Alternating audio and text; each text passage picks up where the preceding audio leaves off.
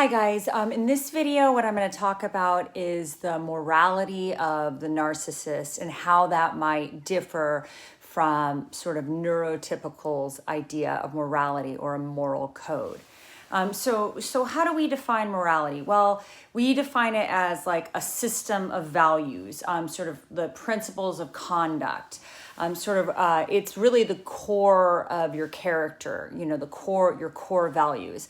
It can be, obviously it can be, related to your sexuality, your moral compass around sexuality, but it also can be, it also involves like the way you treat people, the way you define right and wrong, the way you define goodness, right? So these are all sort of, definitions of morality or the way that we look at morality. So I'm going to go over what a narc's understanding of morality is and how it's going to probably greatly differ from your idea of morality and neurotypicals. So first, the first premise is that the narcissist thinks they are very superior to others. They believe that their thinking is the correct way, right? And this superiority is fed by this incredible self-centered, reality. So their mindset is very self-centered. So they believe that they are right, that they have, that they know, right? And they are superior. So they see themselves, they're quite special. They think that their idea of morality is right? And these ideas that they have, they're fed by this incredible entitlement and extreme insensitivity to others. So really, in their world, the only opinion of morality or really anything that matters is their own. They think very highly of their own opinions. And again, they need to be superior, and the rules and they're thinking the only thing that really matters is them, right? And their ideas of what's right and wrong. And, in their minds, they are correct and they make up the rules. So they are basically in their minds, in a way, they're almost like gods, right? They see themselves as very enlightened. They're very special. They're superior to all 7 billion people on the planet. And the way, that they see things is, in their minds, it is the way. And then your ideas of what's right and wrong or what's moral or immoral are secondary. Like your ideas of morality are definitely, not as, theirs are superior, right? And so keep in mind that the basis behind all this is they don't have much empathy, if any at all, and they don't have any sensitivity to the impact of their behaviors on others, right? So, their morality doesn't involve, consideration for the harms that they cause to others. Their morality is very different in that it shifts on a dime. It's based on what their needs are at the moment. They don't see themselves as, they're not team players. These are not people that are concerned about, what's going to impact other people. It's all about them. And one thing you need to know is that they have very different rules for themselves than they have for others. So there's a lot of hypocrisy in it. So if you do something wrong, then you need to apologize. If you lie, then that's really bad, but it's all right for them to lie. And if they do something wrong, they don't need to apologize. They don't owe you anything. In their mind, if they didn't intentionally do it, then it doesn't matter. It doesn't matter how bad it hurts you. If it wasn't their intention, then, there's no problem. So they expect you to apologize, but they do not. They expect you to take personal responsibility for your actions, but they do not. They expect you to be honest to a fault, yet they can lie. So the rules do not apply to them. There's like a different set of rules that they apply to you than they apply to themselves. So like if you withhold the truth, then that's unacceptable. But if they withhold the truth, then that's just fine. Remember, their thinking is that they are enlightened and you are an idiot. Much of what they do is to enforce the idea that you are not on their level, that they are superior and you are inferior, and their word is the be all end all. You have to know a little bit about their sense, the narcissist sense of morality. It's, so these are some of the primary truths in which narcissists operate. So for a lot of us, morality begins with this sort of transcendent idea that there is a greater good, that there is something bigger than us, that there, could be a God or a higher power, or even just for even atheists or agnostics, there could be just this idea of like what's right and what's wrong, like what's decent and what is, not. So it's a higher truth. They do not subscribe to that idea. What they subscribe to is what I want in the moment. That is how a narcissist, that's how they look at morality, whatever they want in the moment, right? So they're very much that way, instead of like this idea that there's a greater good or a higher power or a transcendent idea of goodness. So they do not, they actually do appreciate rules, but only the ones that apply to you. They want you to follow the rules, and they will follow the ones that are convenient for them in the moment, that give them whatever they want in the moment. And they actually, honestly, a lot of the therapists don't believe that they actually see themselves as manipulative. They're just getting their needs met. They don't see, they're just getting you to conform because you need to conform in order for them to get their way.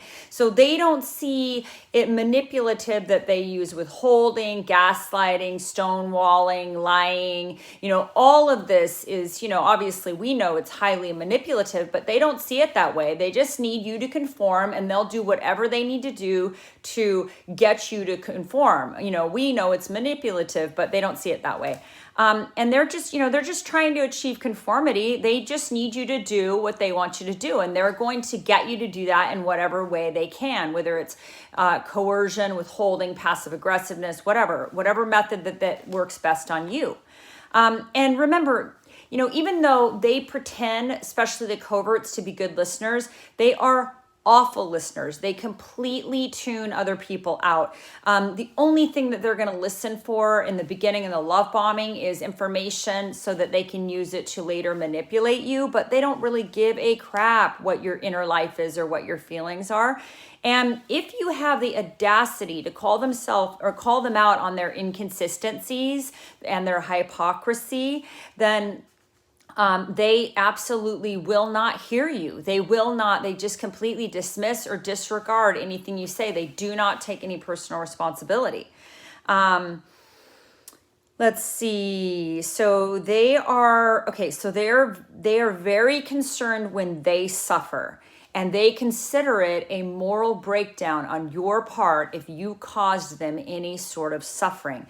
But they are not concerned with your suffering, not at all. They're not concerned with your suffering or the children's suffering or other people's, the collateral damage. They are not concerned. They won't even acknowledge your suffering, and they certainly will not take any responsibility for any harms that they've caused. They're all about evading responsibility. Even when they are clearly wrong and it's proven that they're clearly wrong, then the next strategy they use is they will blame, they will rewrite history, or they will recreate the past. They absolutely do not ever take any personal responsibility for their actions, behaviors, or harms they cause. And remember, everything is about their mask. Their moral compass, again, is not based on a transcendent idea. It is not based on this idea of right and wrong or goodness and decency or some sort of higher purpose or higher power. It's not based on any sort of idea like that. It is based on them maintaining their mask. And it's all about them finding supply. What they want is their drivers. They want to be admired. They want money. They want power. They want sex. They want to be associated with very special people that they deem special. So, their rule books it's just a very different way of looking at morality. They don't have core values that they hold to. And you will see if you're in relationship with them that they may be very vague or obtuse about, sort of their core values. And you'll also see that, or very non-committal, right? And you'll also see that, quite often they could be with one source of supply pretending to be a Democrat, and then they get with another source of supply and they're a Republican. They just sort of shift on a dime. They're like flip-floppers, very wishy-washy in that regard, because again, they don't have a strong internal moral compass. They don't have like a moral code that they live by.